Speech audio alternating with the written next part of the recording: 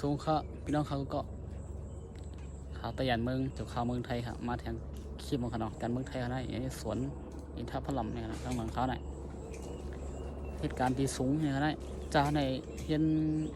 จบมาตันสูงไรเขาได้เหตุการณ์ที่สูงเขาได้ได้ครับมันเลี้ยวขาวขึ้นมาอยู่ในกิ่งเนื้อการเยาหยาสีขาดีงามบางครั้งก็ไม่ได้นะฮะเดี๋ยวมาไหนครับด้วยจำครับมาเอามาไหนครับนะเรื่องผสมกล้วยครับนี่มันเลยได้ให้ได้ดูอย่างหนาๆครับต้นไม้อะไรสูงนะครับพี่น้องวะยันปืนหมอก7 วา 8 วานี่ครับนี่ครับนี่ครับดีกว่าต้นให้หน่อยครับนะคนยิงมาคนใจอยู่คนต้นให้ครับนะนี่ครับ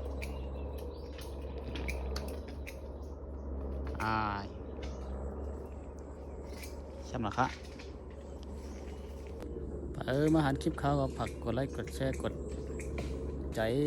ปันคอมเมนต์ละตอนอินคณะอย่าเพิ่งหันกันครับก็ว่าเขาก็คนหนึ่งที่หาเงินในออนไลน์หรือเฟซบุ๊กอะไรกันเนาะครับเข้าใจครับก็